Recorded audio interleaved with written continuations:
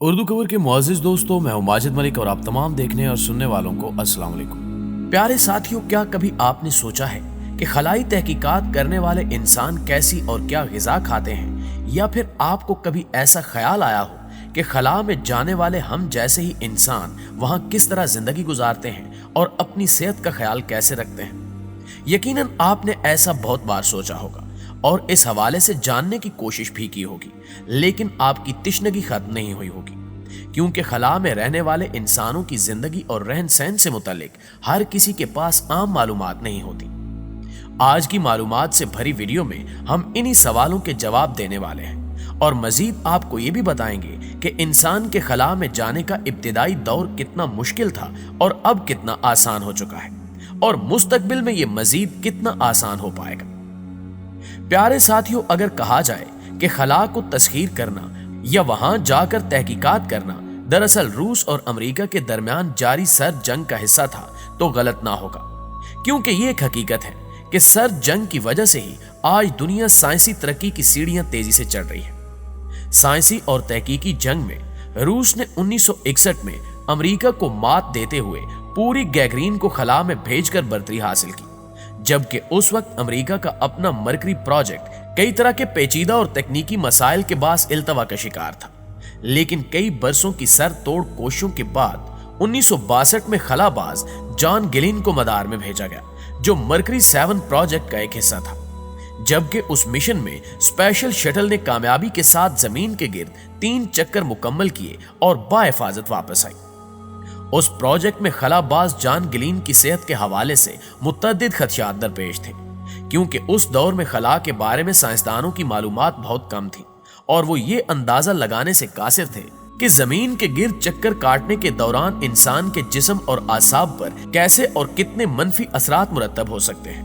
جبکہ یہ بھی کسی کو پتہ نہیں تھا کہ جان گلین کو مشن کے دوران کس قسم کی خوراک فراہم کی جائے۔ بھرپور تحقیقات کے بعد جان گلین کو ٹوتھ پیسٹ جیسی ٹیوب میں پلازما کی طرح غذا فراہم کی گئی، جس کو دبا کر غذا منہ میں ڈالی جاتی تھی۔ لیکن گزرتے وقت کے ساتھ جہاں خلائی سفر میں تیزی سے پیش رفت ہوئی، وہیں خلا بازوں کو فراہم کی جانے والی غذا کی کوالٹی اور طریقوں میں بھی مسلسل تحقیق کے ساتھ بہتری آتی گئی۔ لیکن اس حوالے سے سب سے بڑا مسئلہ یہ تھا کہ خلا میں کچھ دن قیام کے لیے ٹھوس غذا نہیں دی جا سکتی تھی، کیونکہ نو گریوٹی کے باعث خلا میں ہر شے معلق حالت میں ہوتی ہے۔ 1998 میں بین الاقوامی خلائی مرکز کے قیام کے بعد خلا بازوں کی صحت کے حوالے سے تحقیقات میں نمایاں پیش رفت ہوئی، اور ابتدا میں چند خلا بازوں کے کچھ ہفتے وہاں قیام سے سائنسدانوں کو کافی معلومات حاصل ہوئی کہ خلا میں انسانی جسم، اعصاب اور مختلف فنکشنز کس حد تک متاثر ہوتے ہیں، جن میں نظام انضام کی خرابیاں اور بے خوابی سر فہرست تھے۔ لہٰذا ان کے حل کے لیے سائنسدانوں نے خوراک کی کوالٹی بہتر کرنے اور لمبے عرصے تک محفوظ اور قابل استعمال رکھنے کے لیے نئے طریقے استعمال کیے، جن میں شیر خوار بچوں کی غذا جیسی خوراک کو ٹیوبز میں بھرنے کا طریقہ قابل ذکر ہے۔ مگر جلد ہی یہ محسوس کیا گیا کہ خلا میں انتہائی مضبوط اعصاب کے ساتھ کٹھن حالات کا مقابلہ کرنے کے لیے یہ غذا ہرگز مفید نہیں ہے، لہٰذا زیادہ غذائی اجزا والی طاقتور خوراک پر تحقیقات کا آغاز کیا گیا۔ اس مقصد کے لیے ایک بالکل نئی تکنیک دریافت کی گئی، جسے فریز ڈرائننگ کہا جاتا ہے، جس میں پہلے غذا کو مناسب درجہ حرارت پر پکا کر فوراً فریز کر لیا جاتا ہے، جس کے بعد اسے مخصوص ویکیوم چیمبر میں ڈی ہائیڈریٹ کیا جاتا ہے، جبکہ اس ڈی ہائیڈریٹڈ غذا کی خصوصیت یہ ہوتی ہے کہ اسے دوبارہ ریفریجریٹر میں رکھنا نہیں پڑتا اور یہ لمبے عرصے تک استعمال کی جا سکتی ہے۔ بین الاقوامی خلائی مرکز میں طویل عرصے تک قیام کے دوران اس خوراک کے پیکٹس میں حسب ضرورت ٹھنڈا یا گرم پانی ڈال کر اس کا پتلا پیسٹ بنا لیا جاتا تھا، پھر ان پیکٹ سے ہی کھانا کھایا جاتا رہا، اور اسی طرح مختلف قسم کے طاقتور پھلوں کو ابال کر ڈی ہائیڈریٹ کر لیا جاتا، جنہیں خلا میں اسی طرح ٹھوس حالت میں استعمال کیا جاتا رہا، اور یہ طریقہ کامیاب رہا، کیونکہ آج کل دنیا بھر میں یہ تکنیک مختلف ویرائٹیز کے کھانوں، خصوصاً ناشتے کی سیریلز میں پھلوں کا ذائقہ اور رنگ شامل کرنے کے لیے استعمال کی جا رہی ہے۔ اگرچہ جدید ٹیکنالوجی کی بدولت خلا بازوں کو ہر طرح کی غذائیت اور ذوق کے مطابق پیکٹس میں خوراک فراہم کی جا رہی ہے، مگر نئی ڈیزائن کردہ سپیس شٹل میں اب باقاعدہ جدید کچن بھی موجود ہوتے ہیں، جہاں خلا باز آرٹیفیشل گریوٹی या मसनूई कश्य शकल की मौजूदगी में मनपसंद खाने भी तैयार कर सकते हैं, जबकि मखसूस पैकेट्स में केचप, मायोनीज, यहाँ तक कि नमक और काली मिर्च भी दस्तयाब होती हैं, जिन्हें पानी मिलाकर इस्तेमाल किया जाता है, क्योंकि अगर ऐसा न किया जाए तो इनके जर्रात हर तरफ बिखर जाएंगे। नाज़रीन ग्रामी, वाज़ेह है कि ये मसनूई कश्य शकल बैनुल अक़वामी खलाई मरकज के अपने एक्सिस के गिर्द गर्दिश से पैदा की जाती है, जो हूबहू जमीन की कश्य शकल जैसी तो नहीं, मगर इसी के बायस खला में तवील अरसे तक कयाम और तहकीकात मुमकिन हुई है। पैकेट्स में ग़िज़ा बनाकर इसे निगलना एक दुश्वार गुजार और कदरे नागवार अमल था, क्योंकि हर शख्स खाने पीने के मामले में बचपन से ही मखसूस आदत का शिकार होता है, जिसे अचानक तब्दील करना मुमकिन नहीं होता, या अगर कोशिश की जाए तो खला बाजों पर इजाफी आसाबी दबाव पड़ने का अंदेशा था, जिससे इनकी कारकर्दगी मुतासिर हो सकती थी। लिहाजा इस मसले के हल के लिए खलाई मिशंस में खास डिजाइन करदा ट्रे फ्राहम की गई, जो खलाबाजों की गोद से हुक्स के जरिए जुड़ जाती हैं। इस तरह बैनुल अक़वामी खलाई मरकज में अब घर की डाइनिंग टेबल का लुत्फ उठाया जा सकता है। खाने की अशिया की तरह खलाबाजों को इब्तिदा से ही पीने के मामले में भी मुतअद्दिद मसाइल का सामना था, और मुख्तलिफ तरह के ड्रिंक्स जिनको वो आदतन जमीन पर दिन रात इस्तेमाल किया करते थे, वो खला में पीना मुमकिन नहीं था,